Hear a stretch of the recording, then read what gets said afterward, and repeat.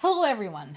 I want to open with this very powerful article in today's BBC posts on the war in Ukraine. And two reasons why I want to bring this up. One is it's another nail in the coffin of the whole conspiracy theory that the war in Ukraine is waged by NATO against Russia, by proxy, basically. Because had that been the case, this article would be unnecessary because none of this would be happening. So, what is this all about? This is talking about Russia's profits, Russia's revenues from oil and gas. A lot of them coming from the EU, which in theory, in majority, is supporting Ukraine. Not everybody, not all EU members support Ukraine, but majority of them do. So, this is still happening. And again, the article is very deep, very detailed. I suggest you read it in its entirety. I'm just giving you quick point here. This is talking about importing pipeline gas directly from Russia until Ukraine turned off the faucet on that. This is about enormous fossil fuel revenues, which actually have gone up since the war began. You would think with all those sanctions, with all of those restrictions, those revenues should be dropping off. Nope. No, they're not. They have gone up. There's also another gas pipeline that is feeding to Europe via Turkey.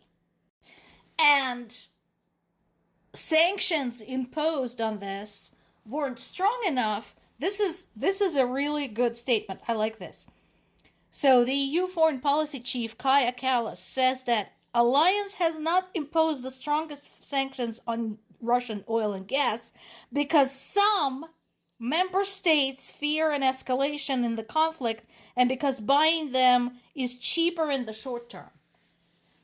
Does that remind you of certain voters who voted for a certain person because he promised them cheaper eggs? So, EU is in the process of adopting a roadmap to be free of dependency on Russian gas by the end of 2027. But guys, by that time, the war will have been going on for 5 years. Why are you just getting around to this? There is also the conversation of nobody really wants to take a stand. Everybody keeps hoping somebody else does. The refining loopholes. This is like the oil and gas industry's version of money laundering. So what they're talking about is that somebody buys oil from Russia, but refines it at home. And then technically other countries buy it from the country of refinery, not the country where it originated. And again, it's one of those dirty little secrets. Everybody knows about it. Everybody knows it's going on. But technically they're saying, oh, we're not buying from Russia. We're buying from Turkey. Now, Turkey has plenty of skeletons in its own closet, and so far it has been unsuccessfully applying for EU membership because of human rights violations. And we know we have issues there too. So, but Turkey is no Russia. Turkey is not technically waging war against anyone at this particular moment, so that makes it okay. But that, of course, still Russian oil. The revenues are still going to Russia. And then, of course, there is the proposed oil price plan by Trump, which is ridiculous.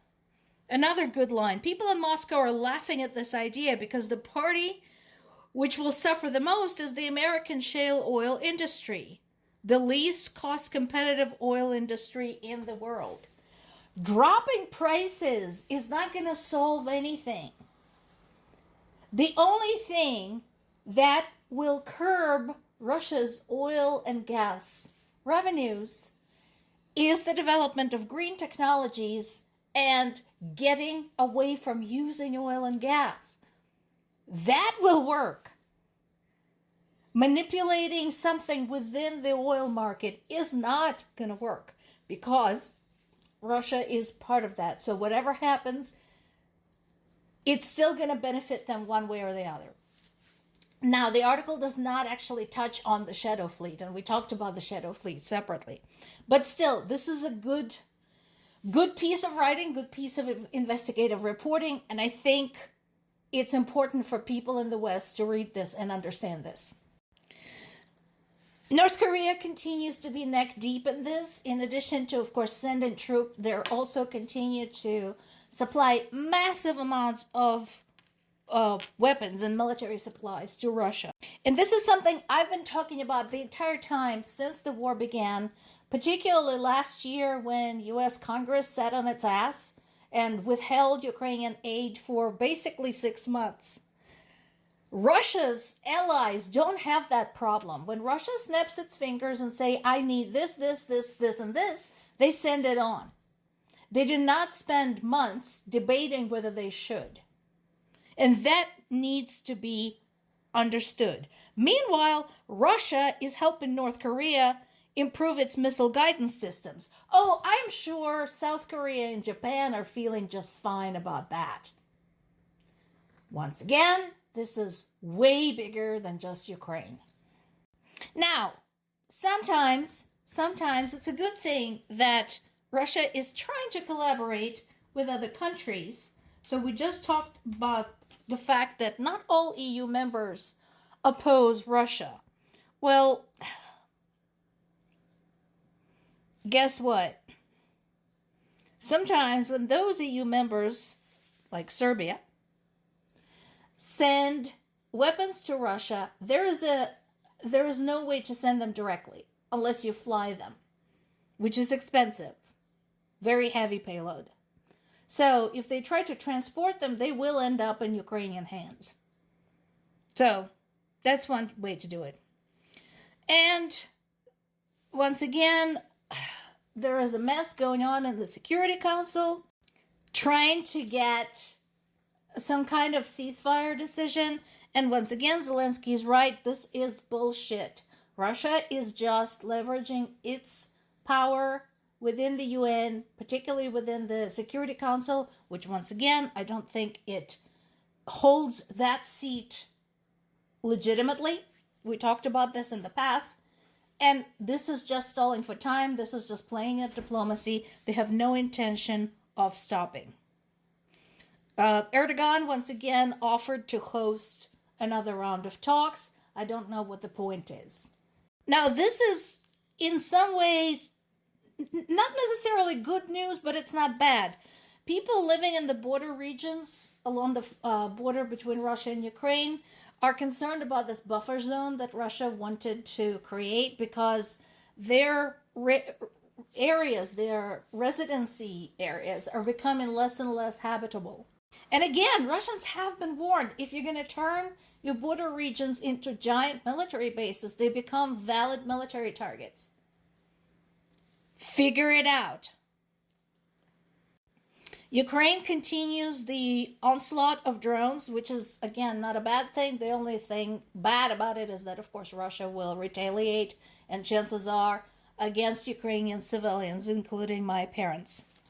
And while supposedly Sergei Lavrov and Marco Rubio talked about something, nobody had seen that promised memorandum that Russia was supposed to present. Chances are it's more Russian demands, while they continue blaming everyone else but themselves for this war and murdering Ukrainian civilians.